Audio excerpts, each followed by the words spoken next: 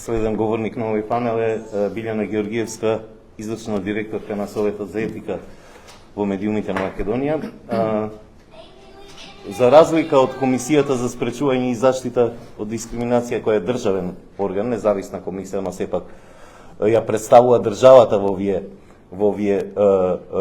оваа област, СЕМ саморегулаторен орган и неговата работа и активност зависи главно и ја базира на врз утврдување на јавни морални санкции од Комисијата за жалби при СЕМ за оние медиуми кои што не ги почитуваат професионалните и етичките стандарди во оваа област.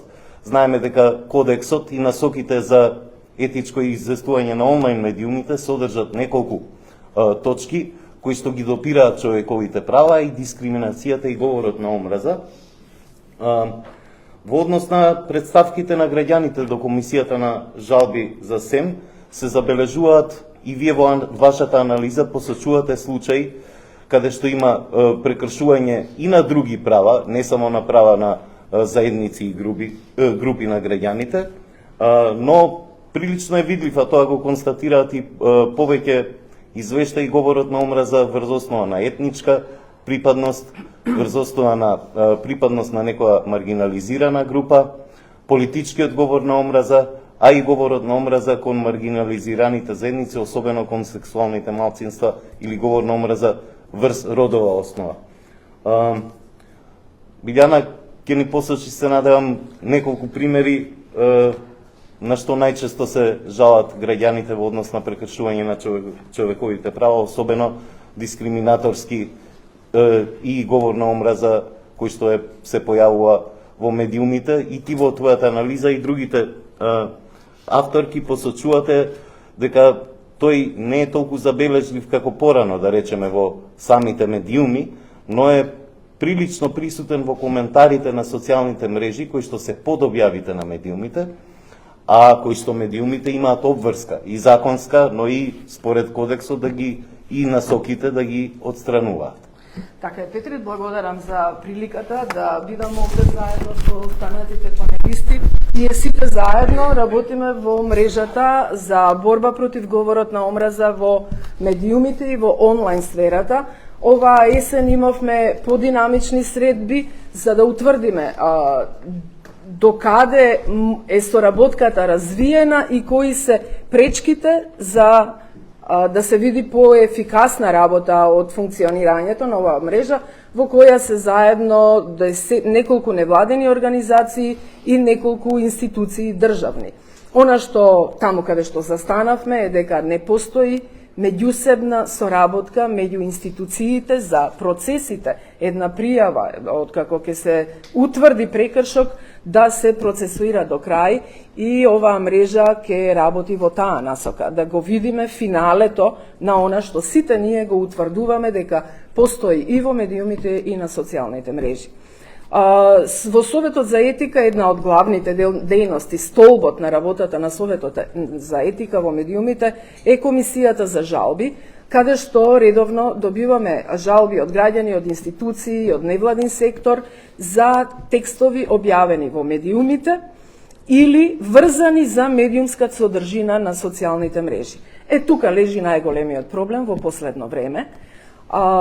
Медиумите тврдат дека не можат, не се доволно екипирани да водат сметка и да ги чистат коментарите што следат под медиумска содржина пренесена на социјалните мрежи. А според прописите, јас ги имам овде насоките за известување во онлайн сферата, кои се базирани врз Кодексот на новинарите на Македонија, медиумите имаат обврска да водат сметка, да ги модерираат овие коментари кои многу често се многу токсични, содржат говор на омраза, содржат навреди, дискриминација по сите основи. Една од основните задачи на медиумите се разбира е да ги почитуваат правата и да дадат шанса во своите програми да бидат застапени сите заедници подеднакво.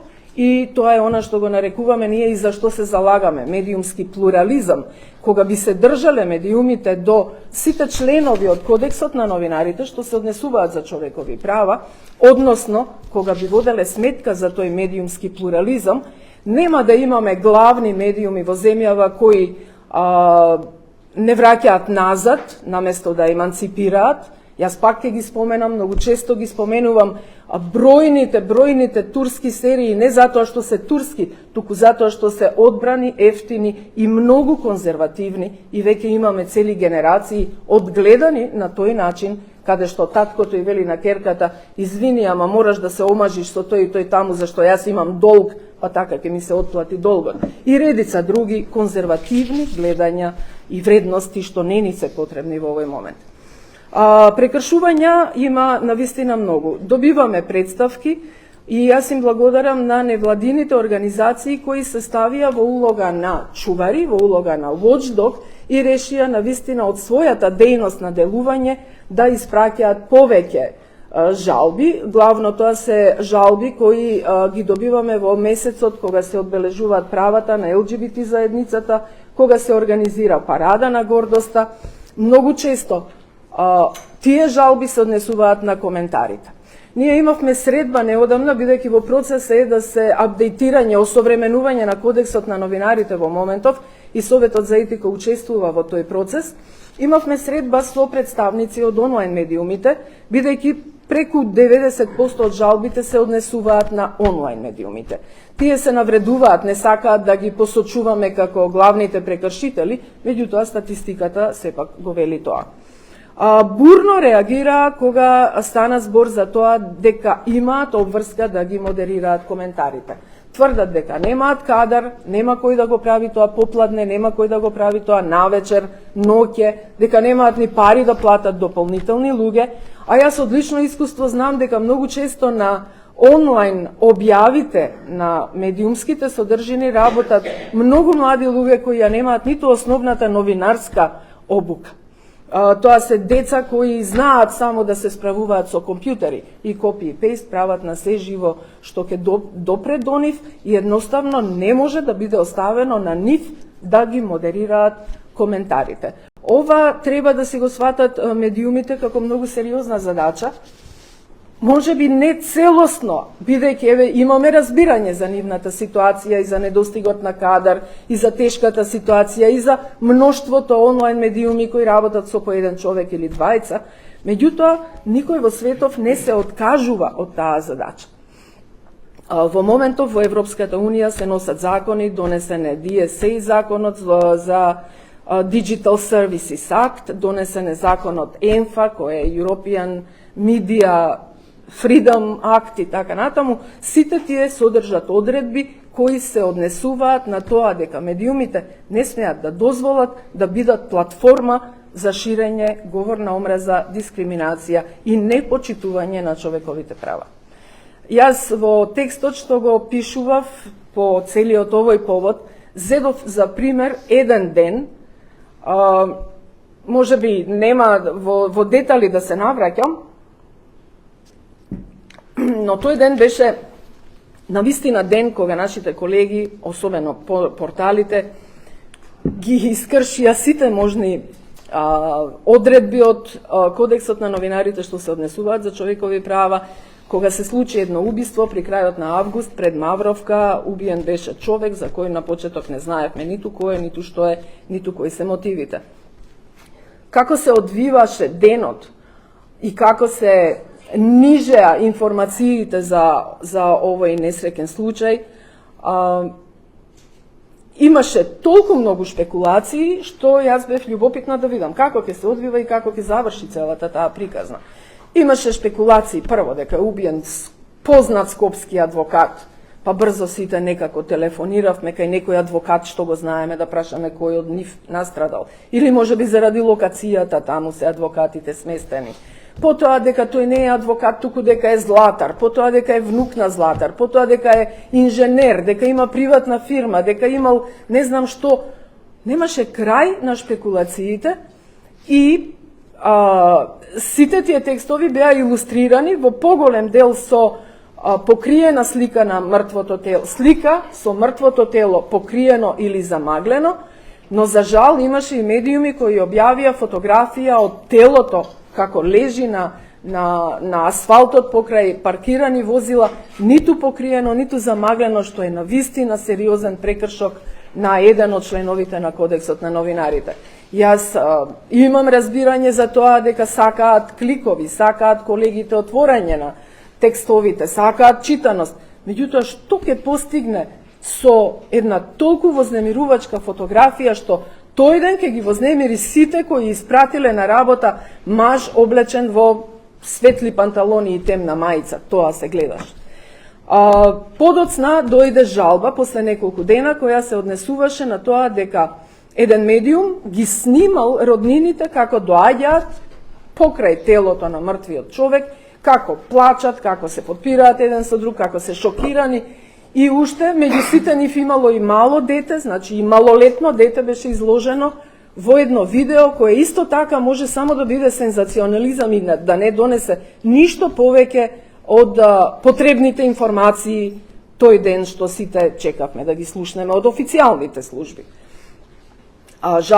Жалителката бараше само да се тргне видеото, не бараше ниту извинување, не бараше ништо, се жалеше на тоа што е прекршено правото нивно на жалост и на приватност и прекршено е правото на малолетното дете да биде заштитено, да не биде снимано, бидејќи таков член содржи Кодексот на новинарите. Ние тој случај се обидовме, прво понудивме медијација и медиумот кој го имаше објавено тоа видео прифати медијација, веднаш го тргна, жалителката беше задоволна. Меѓутоа, мене ме зачуди што помина практично ниту со морална осуда посочен медиумот кој го направи уште поголемиот прекршок, кој ја објави фотографијата на мртвото тело без никаква заштита, без никакво замаглување и сосема непотребно и многу вознемирувачки. Ниеден од роднините, може би тоа не го забележа, ниту пак јавноста, веројатно стануваме навикнати на секојдневни кршења, на правилата на игра во одговорното новинарство, и таква жалба не добивме. Ние сега ги разгледуваме можностите, некогаш комисијата за жалби сама да покрене и така натаму да бидат разгледани и такви случаи со некаква измена на статутот на организацијата. Има многу. Јас имам овде отпечатени повеќе жалби од неколку се од Квир центарот Скопје кои се однесуваат на медиумска содржина која нема прекршок, ама е објавена на социјалните мрежи и поттикнала многу токсичен говор. Тие сами признаваат дека медиумската содржина и комисијата за жалби таква одлука има донесено дека медиумот самиот не направил прекршување во содржината на објавениот артикал, но има прекршување во тоа што не ги модерирал, не ги исчистил коментарите, а тие коментари ако се оставени на социјалните мрежи можат на вистина до бескрај да бидат платформа за нови и нови навреди, повици за линч, повици за насилство, што веќе е многу сериозен прекршок. Тука ќе запрам, па потоа ќе продолжим.